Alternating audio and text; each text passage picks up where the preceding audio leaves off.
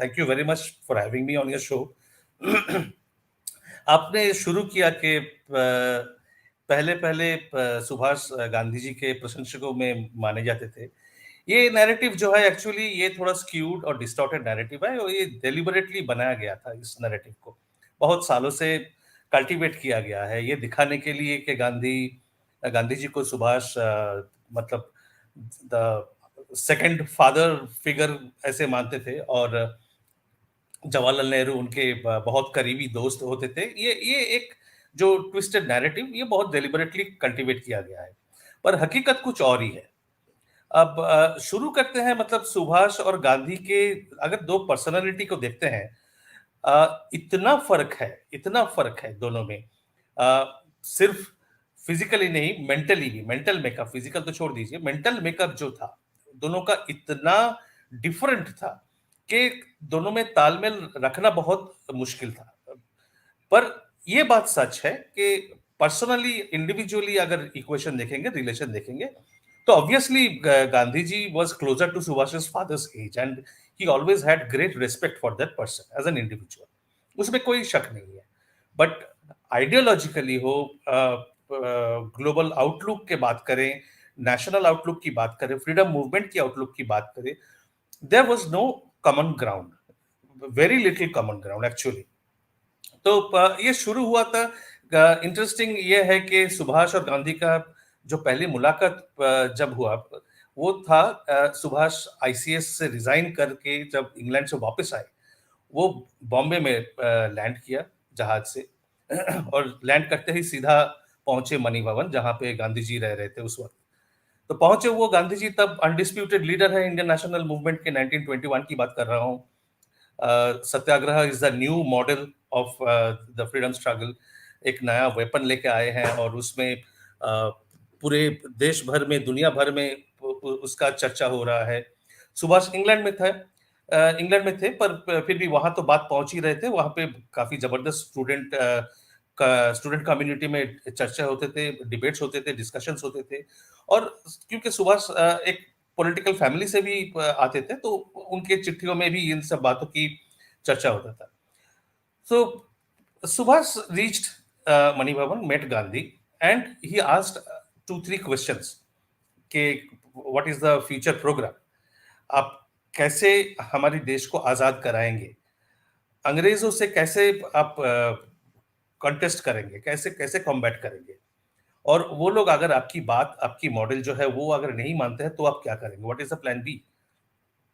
तो गांधी जी ने काफी देर तक उनको समझाया। तो सुभाष, यंग 24 इयर्स ओल्ड, और इतने बुजुर्ग आदमी से बात सुन रहे हैं, चुपचाप बैठे सुने, पूरी बात सुने, but he was never satisfied, he was absolutely not satisfied. बाद में जब उन्होंने अपना किताब लिखा था इंडियन स्ट्रगल, सेमी ऑटोबायोग्राफिकल, तो उसमें उन्होंने लिखा था कि there was a deplorable lack of clarity in what he told me, कि कोई साफ अ, सोच नहीं था उसमें, जो जो बात बताए, जैसे को बहुत बहुत वेगनेस था, घुमा घुमा के बात करने का। तो ही सेड कि I was not satisfied, he could not satisfy me. तो उन्होंने फिर जाके बॉम्बे से कलकत्ता जब पहुंचे, कलकत्ता में जाके वो मिले देशबंधु चित्तरंजन दास से। देशबंधु चित्तरंजन दास से पहले उनकी लेटर्स की एक्सचेंज हुई थी। तो he went and he was completely floored by the personality, by the vision of Deshbandhu. इतना क्लैरिटी है, इतना सफाई से बात करते हैं, और इतना एक फ्यूचर का क्लियर विजन है, क्या करना है, पॉलिटिकल प्रोग्राम क्या है, बहुत क्लियर है। तो he was completely influenced by that. तो ये पहली मुलाकात से ही जो डिफरेंस है वो सामने आ गया। और कलकत्ता में पहुंचने के बाद जब वो अपने पॉलिटिकल कैरियर एस्टेब्लिश कर रहे हैं सुभाष, वहां पे उनके स्टूडेंट डेज से ही वो मिल गए थे, जो रेवोल्यूशनरी सोसाइटीज थे, अंडरग्राउंड सोसाइटीज थे, उनके जो लीडर्स थे, उन लीडर्स में से कई उनके क्लासमेट्स भी या बैचमेट्स भी थे। बहुत गहरी दोस्ती थी उन लोगों के साथ। तो ये लोग भी साथ मिलते गए, बात करने लगे, उनका आइडियाज भी डेवलप होने लगे। तो शुरू से ही सुभाष एक रेडिकल पॉलिटिकल आइडियोलॉजी में अपना मन बना लिया था। तो ये होता गया। बट कांग्रेस में तब गांधी का बिल्कुल टोटल डोमिनेशन है, एंड उस टाइम पे तो और कोई चारा नहीं था. Even the revolutionary organizations had agreed to work with Gandhi, क्योंकि गांधी ने शुरू में वो 99 के 2021 के शुरू में बोल दिया था कि अगर मेरे हिसाब से चलोगे, I will give you Swaraj with in 1 year.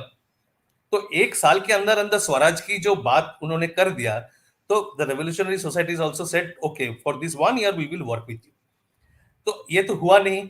और ये सिर्फ एक बार नहीं, गांधी जी ने बाद में भी इस वादा को दोहराया कि 1 साल मेरी बात अगर मानोगे तो 1 साल में स्वराज आ जाएगी. तो बोलते रहे ये, पता नहीं किस बिना पे बोलते रहे ये, on what basis he was making these claims nobody knows. But Subhash took ahimsa, the basic principle of the Congress of that time, non-violence, only as a strategy. He never believed it as a creed. It was not his creed, it was not his policy, it was not his philosophy. He took it as a strategy, short term strategy, British सरकार के साथ लड़ने के लिए. क्योंकि सभी तब उस टाइम पे इतना रिप्रेशन हुआ था, गवर्नमेंट का रिप्रेशन इतना ज्यादा हुआ था, राउलेट एक्ट हुआ था, सारे बंगाल के जो रेवोल्यूशनरी मूवमेंट था उसको पूरा सप्रेस करके सबको जेल में डाल दिए, अंडमान निकोबार में भेज दिए. तो वो ऑलमोस्ट खत्म हो चुका था. फिर जब नया कॉन्स्टिट्यूशन आया at the end of the first world war, उस टाइम पे इन लोगों को रिहा किया गया. तो बाहर आने के बाद रीऑर्गेनाइज होने में टाइम भी लग रहा था. तो non violence was the clear advantages strategy at that time. तो उन सुभाष ने भी स्ट्रेटेजी बना दिया. तो शुरुआत यहीं से होता है संजय जी, कि एकदम पहली मुलाकात से ही डिफरेंस सामने आ गया. ओके. और ये फिर डिफरेंस जो है, पहले तो वो उनके साथ में चलते रहे, जैसा आप कह रहे हैं कि खिलाफत के बारे में बहुत सारे लोगों के और विचार रहे होंगे, but I don't think Subhash Bose ever made any noise about the undesirability of the Khilafat movement. ये बाद में जब ये आगे चलता है तो फिर ये कैसे डेवलप होता है, क्योंकि हम देखते हैं कि सुभाष बोस जी जो थे वो सोशलिस्ट पॉलिसीज से थोड़ा सा इन्फ्लुएंस थे. In that sense he was closer to Nehru than to Gandhi. Correct. तो ये जो डिफरेंस आगे चलते हुए जो बढ़ता गया, खिलाफत की बात से शुरू करता हूँ. उस टाइम पे जो देशबंधु के लीडरशिप में सुभाष काम कर रहा था, तो Deshbandhu was a staunch believer on building national unity. And इसमें बंगाल का जो डेमोग्राफिक्स था उस टाइम पे, that played a very large role. Bengal was a Muslim majority province and Bengal had a history of radical politics. वो जो एंटी पार्टीशन 1905 के anti partition movement से शुरू हुआ था, where the Muslims were largely absent from the Swadeshi movement at that time. तो उसकी कमी महसूस सभी लीडर्स ने किया था. सो दे डिसाइडेड दैट ये ऐसे नहीं चलेगा. ये कम्युनल डिवीजन जो ब्रिटिश कर रहे हैं, मुस्लिम लीग को एस्टेब्लिश करके 1906 में मुस्लिम लीग एस्टेब्लिश हुआ ढाका में. तो ये कम्युनल डिवीजन जो ब्रिटिश गवर्नमेंट क्रिएट करने की कोशिश कर रहा है, इस मॉडल को, डिवाइड एंड रूल मॉडल को तोड़ना होगा. तो इसके लिए we need to bring the communities together. And Chittaranjan Das was the pioneer in taking the initiative towards this direction. Subhash also worked with him along the same lines. Although they did not always agree, but Subhash accepted Deshbandhu's leadership on these matters. तो इसमें सबसे अहम जो एक policy instrument Deshbandhu ने implement किया था, वो था the Bengal pact, Hindu Muslim pact 1923-24 उस टाइप का. तो बिकॉज बाय दैट टाइम के कम्युनल फोर्सेस जो है, they were increasing, they were raising their head और डिवीजन बढ़ाने की कोशिश कर रहे. तो इसको रोकने का एक ही तरीका था कि जो रेडिकल एग्रेसिव कम्युनल एलिमेंट्स है उनको आइसोलेट करना. और उनको आइसोलेट करने का एक ही तरीका था कि mass of the Muslim community जो है उनको मेन स्ट्रीम नेशनलिस्ट मूवमेंट पे ले आना. तो इस एम के साथ उन्होंने बंगाल पैक्ट को फ्रेम किया. तो this worked very well. The Swaraj party which Chittaranjan Das formed, that performed very well. It gained a very big mass support, except the Gandhi segment, because the Gandhian segment जो 1921 का मूवमेंट, उसके बाद गांधी ने वो विथड्रॉ कर लिया आफ्टर द चौरी चौरा में क्या हुआ था, जब ये 1921 का नॉन कोऑपरेशन मूवमेंट ऑलमोस्ट खत्म हो गया, चौरी चौरा में 1922 में एक छोटा सा गांव में एक पुलिस स्टेशन को जला दिया गया, कुछ पुलिस वर्कर्स को मार दिया गया एक प्रोसेशन में। और वो जलाते वक्त, पुलिस स्टेशन जलाते वक्त, पुलिस लोगों को मारते वक्त, वो जो क्राउड था, कांग्रेस का जो क्राउड था, महात्मा गांधी की जय, महात्मा गांधी की जय करते करते इन लोगों को मार दिया। तो महात्मा गांधी सेड कि ऐसा नहीं चलेगा, I mean I cannot accept this kind of rowdyism and violent acts, तो he withdrew the civil disobedience movement that nobody agreed with non-cooperation movement. तो non-cooperation movement was already dead by then, isn't it? it was dead, but वो formally, that was the trigger which Gandhi used to formally withdraw the movement, entire movement. It was dead by then. Most of the Bengal leaders were in jail. Gandhiji was not in jail till then. Gandhiji was put in jail after that, after the withdrawal of the movement. Gandhiji was still out, and तो ये this became another point of division. तो गांधी जी का जो model था, जो non cooperation का जो model था कि सारे जगह से विथड्रॉ कर लो, एजुकेशनल इंस्टीट्यूशन से विथड्रॉ कर लो, जुडिशियरी से विथड्रॉ कर लो, लॉ कोर्ट्स वगैरह, यहाँ सब जगह से इंडियंस को विथड्रॉ कर लो, कहीं पार्टिसिपेट नहीं करेंगे। तो देशबंधु ने कहा कि नहीं, we cannot withdraw from the legislative assembly, from the legislature, because वहीं पे लॉज बनते हैं, और अगर हम वहां से निकल के आ गए, छोड़ दिया, खाली मैदान मिल जाएगा गवर्नमेंट को, ब्रिटिश गवर्नमेंट को, वो लोग अपना लॉ बनाते रहेंगे और हमारे ऊपर ये जबरदस्ती चलता रहेगा। इससे अच्छा है let us enter the legislature and make the constitution ineffective, let us wreck the constitution, पूरा उसको खत्म कर देते हैं। कॉन्स्टिट्यूशन को हम करके दिखाएंगे कि ये कॉन्स्टिट्यूशन इंडिया को एक्सेप्टेबल नहीं है और हम इस पे काम करने नहीं देंगे। तो Gandhi ji did not agree with that approach. खैर, वो कांग्रेस में फिर बहुत बहस हुई। द गांधीयन सेगमेंट, गांधी जी उसके बाद जेल चले गए थे, तो Gandhian segment led by Rajagopalachari, they opposed tooth and nail, but Deshbandhu somehow converted with the help of Maulana Abul Kalam Azad and some other leaders. He had a solid backing from Motilal Nehru at that time, Vittal Bhai Patel, ऐसे बड़े बड़े M.R. Jayakar, ऐसे leaders के support से he could form the Swarajya Party, and Swarajya Party then fought elections and won all the elections that they fought. So they didn't form government.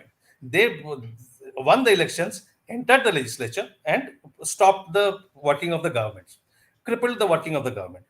तो इस बात पे भी गांधी और सुभाष का एक डायकोटोमी है, both of them are aligned on opposite sides.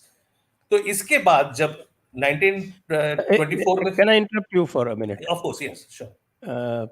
ये जब ये स्वराज खिलाफत पार्टी, ये चित्तरंजन दास और मोतीलाल नेहरू ने मिलके बना ली after Gandhi called off the non cooperation movement, तो फॉर्मली सुभाष किसके साथ थे? Formally, Subhas was a part of the Swaraj Party. He was Deshbandhu's main lieutenant. He was his main right-hand person all the time. All the time. वो Subhash Chandra Bose was the designated right-hand man of Deshbandhu Chittaranjan. And then they won the election in Calcutta Corporation, where he was appointed the chief executive officer at the age of 27, the youngest chief executive officer. फिर उसी साल में फिर jail चले गए, तो मंदालय भेजा, Burmese prison में भेज दिए गए, मंदालय चले गए, वापस आए 1927 में। 1927 में बहुत इंटरेस्टिंग है, दिलचस्प बात हुई। 1927 में एनुअल कांग्रेस जो होता है वो था मैड्रास में, और उस मैड्रास में एक रेजोल्यूशन मूव किया पंडित जवाहरलाल नेहरू ने कि इंडियन नेशनल कांग्रेस का गोल है कंप्लीट इंडिपेंडेंस। जी हाँ। तो ये बात गांधी जी को हजम नहीं हुई। तो गांधी जी ने बहुत डांटा जवाहरलाल को कि ऐसे कैसे कर दिया, ऐसे कैसे बोल सकते हो, वी आर नॉट रेडी है ये वो। तो Jawaharlal Nehru at first was very volatile and responded very aggressively, but then we see the set pattern कि पहले झगड़ा करते हैं, अपोज करते हैं, and then he completely gives it that no, how can I oppose you, how can I go against you. तो he gives it, Jawaharlal Nehru then give it. Subhash ने क्या किया, सुभाष क्योंकि it was Indian National Congress का official resolution था complete independence, he brought it up in the next year Bengal provincial Congress का जो conference होता है, एनुअल कॉन्फ्रेंस, वहां पे उसको पास करा दिया, उसको रेजोल्यूशन पास करा दिया। So that became the official position of the Bengal provincial Congress also. तो ये जब चल रहा था तो उसी टाइम पे एक कमिटी बना था to make constitution on behalf of the Indians. ये कमिटी कांग्रेस ने बनाया था in association with consultation with the other political parties, and it was headed by Motilal Nehru. So Subhash became a member of this. He was appointed a member of this committee, Motilal Nehru committee, Nehru committee. तो इसमें as a compromise इसका गोल Indian movement का goal रखा गया dominion status as as compromise. तो सुभाष ने sign किया था उस रिपोर्ट को, एंड द सेम ईयर जब ये रिपोर्ट डिस्कशन के लिए आया कांग्रेस के एनुअल सेशन में, then Subhash stood up and said that dominion status was agreed as a common ground, but individually speaking and people whom I represent from this province, our demand is complete independence. And Gandhi was livid. He accused Subhash of a breach of trust, and completely उनके साथ झगड़ा हुआ, and there was a break, complete break in that. तो उसमें सुभाष ने बोला कि फिर ये वहां पे भी कॉम्प्रोमाइज हुआ कि 1 साल का हम टाइम देते हैं, अगर ये ब्रिटिश गवर्नमेंट अगर हमारा डिमांड नहीं मानते डोमिनियन स्टेटस का, then next year annual session में हम कंप्लीट इंडिपेंडेंस का डिमांड उठाएंगे, लाहौर के जो कॉन्फ्रेंस होगा 1929 में। तो ये लाहौर का जब सुभाष ने बोला, as far as I know, as far as my experience goes, the British government is never going to accept your demand of dominion status. Dominion status आप इतना माइल्ड डिमांड कर रहे हो, डिमांड ही जब करना है आप कंप्लीट इंडिपेंडेंस डिमांड करो, डोमिनियन स्टेटस में क्या रखा है, और ऐसे माइल्ड करोगे भी क्यों? वो पुरानी एक कहावत है ना कि आप तोप का लाइसेंस मांगोगे तो बंदूक का मिलेगा। बिल्कुल। तो 1929 में फिर जब लाहौर में सेशन बैठा तो गांधी जी ने रेजोल्यूशन वो मूव किया कि वो नेहरू गांधी इन्होंने Congress leadership they move this resolution के now we know that Congress का जो गोल है दैट इज कंप्लीट इंडिपेंडेंस। तो वहां पे सुभाष खड़े हो गए, फिर बोला गोल इज कंप्लीट इंडिपेंडेंस का क्या मतलब है? कांग्रेस का इतना बड़ा ऑर्गेनाइजेशन है, हम मूवमेंट चला रहे हैं, why don't you just declare independence? Let us declare independence. तो एक तो पिछले साल बोला था कि एम करो कंप्लीट इंडिपेंडेंस, अब इस बार ये बंदा इस बार बोल रहा है कि डिक्लेयर कर दो इंडिपेंडेंस, ये चाहता क्या है? सो I mean there was complete total break, and Subhash was last year he was appointed in the working committee of the Congress. इस साल को उनको ड्रॉप कर दिया गया, so he was dropped from the working committee. तो ये constant conflict चलता रहा। फिर आपका जब गांधी अरविंद पैक्ट का टाइम आया 1931 में, उस टाइम पे भी सुभाष अपोज द पैक्ट कि ऐसे I mean it is against the grain of our national interest. Round table conference में जाने की बात हुई तो he said round table conference में कैसे जा सकते हैं? राउंड टेबल कॉन्फ्रेंस तो they are the British government are dictating terms, they are setting the agenda, they are deciding who from India can go and attend.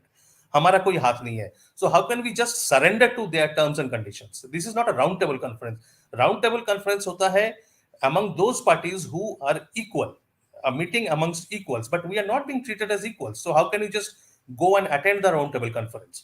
तो खैर I mean obviously Gandhian segment was Gandhian leadership, वो section जो था that was more powerful.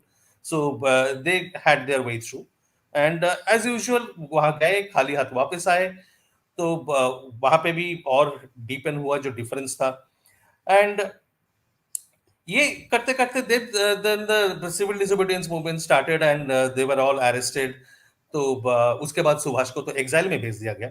अब सुभाष को जब exile में भेज दिया गया 1933 में, तो वहां जाके उनको मिल गए सरदार वल्लभ भाई पटेल के बड़े भाई विठल भाई पटेल। विठल भाई Patel was also a member, a leading member of the Swaraj Party, Chittaranjan Das के Swaraj party, and he was also the speaker of the Central Legislative Assembly.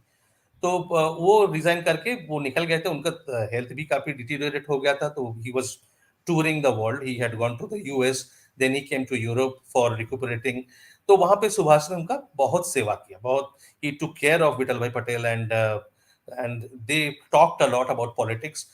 तो वो लोग जब यूरोप में थे, वियना में थे, जेनीवा में थे, यहाँ इस एरिया में घूम रहे थे, उसी टाइम पे गांधी जी ने सिविल डिसोबीडियंस मूवमेंट को फॉर्मली विथड्रॉ कर लिया। तो they issued a stinging a scathing criticism, a statement, जिसमें गांधी जी को they called a piece of old furniture, कि उनका यूटिलिटी खत्म हो गया है। ये तो किसने किया? ये विठल भाई पटेल और सुभाष बोस दोनों ने मिलके दे इशूड अ अच्छा। Formal statement. Hmm, So that was the stand at that time, and so इतना स्टिंगिंग क्रिटिसिज्म. फिर उसी में बैठ के, जब उसी साल में बैठ के जब सुभाष ने अपना किताब लिखा इंडियन स्ट्रगल, उसमें again he continuously criticised Gandhi's policies and all. तो सुभाष का जो attitude tha Gandhi about Gandhi's approach towards the national movement, which he had learned from Deshbandhu. Deshbandhu का कहना था कि Mahatma Gandhi starts a campaign in a brilliant fashion. He opens it in brilliant fashion. Then he takes the movement from peak to peak. एकदम माने total military campaign की तरह ले जाते हैं, like a excellent general. But when he reaches the peak, then he loses nerve, and then he gives up, hmm, and the hmm, movement collapses. Hmm. And Subhash सेठ के ये पैटर्न जो गांधी जी का है, ये बार बार हमें हर वक्त देखने को मिलता है, that he starts the movement, opens it brilliantly, takes it forward brilliantly, पर एकदम पीक के पहुंच के ही loses now and it collapses. तो एंड ये इट भी हेल्प्स द हुआ. ब्रिटिश एक्चुअली, ये भी शायद कहा था कि he gives up and it actually helps the British. Actually, directly नहीं कहा था, because directly he couldn't have said that at that time. He was too young, and to use that kind of accusation was not done. So he quoted a British author who said that Mahatma Gandhi is the best police officer of the British Empire. हाँ, हाँ, that was Alan Wilkinson I think. Huh, correct. So indirectly he mentioned that he quoted her, and उस time पे ये भी आया था आपका communal award भी आया था. तो कम्युनल अवार्ड जब आया सेपरेट इलेक्टोरेट का, and allocation of seats, percentage of seats, number of seats in the provinces, in the legislative assembly. So the official Congress policy was ना हम इसमें एग्री करेंगे ना डिसएग्री करेंगे, neither do we agree nor do we disagree. So Subhash was far away. I mean, he couldn't have interfered in the domestic politics. He was not allowed to interfere in any way. I mean, he was not allowed to come back to the country, and sitting there in Europe, he couldn't have changed anything. But in all his letters and speeches, we get to see. I mean, this is absolutely absurd policy of the Congress. How can you say neither agree nor disagree? I mean, either you have to agree or you have to disagree. You take a stand, and how can you just let a dangerous policy like that to be implemented in the country? And he criticized Gandhiji about the depressed classes also. He said, he wrote in the Indian struggle that Ambedkar had approached you for an understanding during this roundtable conference, and he had offered that we will reach an agreement and understanding regarding the seat adjustments and everything. तो अगर उसी time अगर मान लेते हैं आप, तो इतना झंझट नहीं होती, ये पूना पैक्ट, ये वो आपका फास्ट एंड टू डेथ, ये सब करने की जरूरत ही नहीं पड़ता. तो that was a lack of foresight. He criticised Gandhi for on that ground also. तो ये सब चलता रहा. Then when he came back to India, and then the maximum negative impact of this communal award was in Bengal, because and when did he come back exactly? well, he was not allowed to come back. He defied the British government in 1936. He came back. He said, "If you want to arrest me, you want to throw me in jail, do whatever you want. I am coming back to India." So he came back as usual. He was arrested and thrown into prison. Then he was moved into home internment. He was kept under home arrest, and released finally sometime in 1937, mid 1937. तो उस time पे, and उस time पे